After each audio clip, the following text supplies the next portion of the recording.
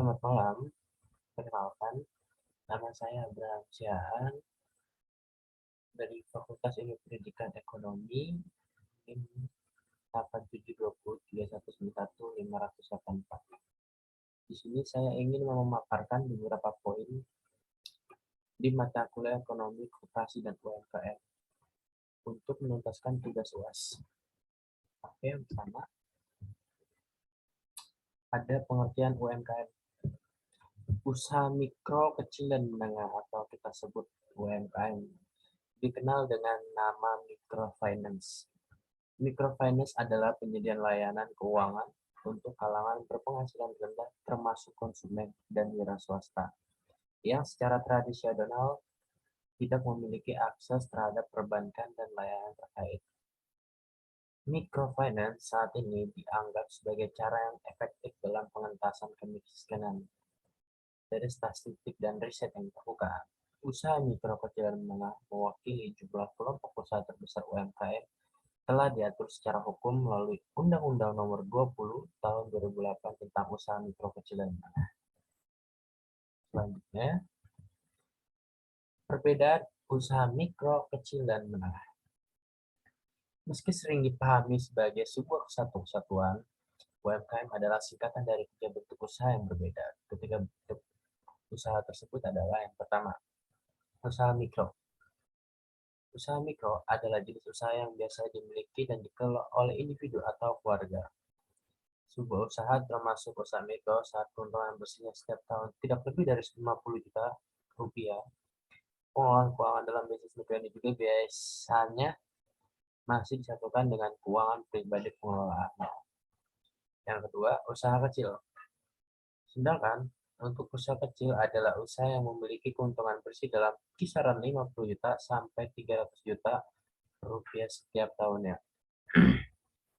Usaha ini dapat terdiri dari jenis bisnis informal seperti industri produk fashion, rumahan, maupun perusahaan atau institusi skala kecil seperti toko kecil dan tempat makan. Dan yang terakhir, usaha menengah. Terakhir, usaha menengah adalah jenis bisnis yang sudah mempunyai sistem pembukaan yang lengkap dan terstruktur.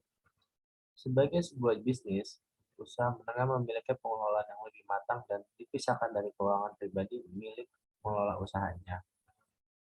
Oke, lanjut. Yang kedua, ada karakteristik UKM di Indonesia, yaitu ada 3. Yang pertama, kualitas sumber daya manusia yang rendah. Dan kedua, lemahnya struktur kemitraan dengan usaha besar. Dan yang terakhir, kualitas quality control yang masih rendah, yaitu sebuah fungsi pengawasan. Oke, selanjutnya. Yang C, kontribusi UMKM.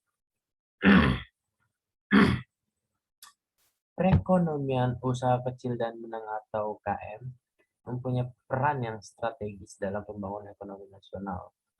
Oleh karena selain peran dalam pertumbuhan ekonomi dan penyerapan tenaga kerja juga berperan dalam berdistribusian hasil-hasil pembangunan. Dalam krisis ekonomi yang terjadi di negara kita sejak beberapa waktu yang lalu, di mana banyak usaha berskala besar yang mengalami stagnasi bahkan berhenti aktivitasnya. Sektor usaha kecil dan menengah atau UKM terbukti lebih tangguh dalam menghadapi krisis tersebut. Mengingat pengalaman yang telah dihadapi oleh Indonesia selama krisis, kiranya tidak berlebihan apabila pengembangan sektor swasta difokuskan pada UKM. Terlebih lagi, unit usaha ini sering kali terabaikan hanya karena hasil produksinya dalam skala kecil dan belum mampu bersaing dengan unit usaha lainnya. Selanjutnya, kondisi UKM di Indonesia saat ini.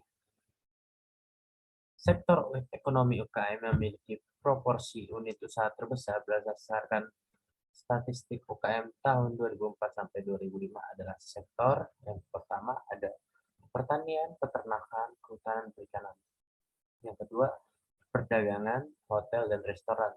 Yang ketiga, industri pengolahan, dan keempat, pengangkutan dan komunikasi. Serta yang terakhir adalah jasa. Selanjutnya, Sedangkan sektor ekonomi yang memiliki proporsi unit usaha terkecil secara berturut-turut adalah sektor pertama itu ada pertambangan dan penggalian, dan yang kedua bangunan, yang ketiga itu ada keuangan, persewaan dan jasa perusahaan, serta yang terakhir listrik, gas, dan air bersih. Selanjutnya, secara kuantitas, UKM memang unggul. Hal ini didasarkan pada fakta bahwa sebagian besar usaha di Indonesia, lebih dari 99% berbentuk usaha skala kecil dan menengah UKM. Namun secara jumlah omset dan aset, apabila keseluruhan omset dan aset UKM di Indonesia digabungkan, belum tentu jumlahnya dapat menyaingi satu perusahaan berskala nasional. That's right. Kalau cara saya juga pelaku wira swasta. Dan selanjutnya, data-data tersebut menunjukkan bahwa UKM berada di sebagian besar sektor usaha yang ada di Indonesia.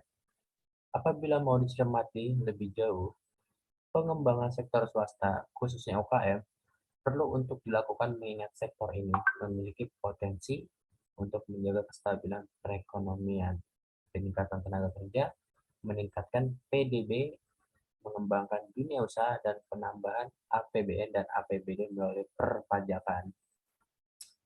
Oke, sekian. Terima kasih. Itu penjelasan dari saya dengan memaparkan beberapa poin. Dan bila ada salah kata, mohon maaf. Di sini juga saya masih belajar dan terima kasih.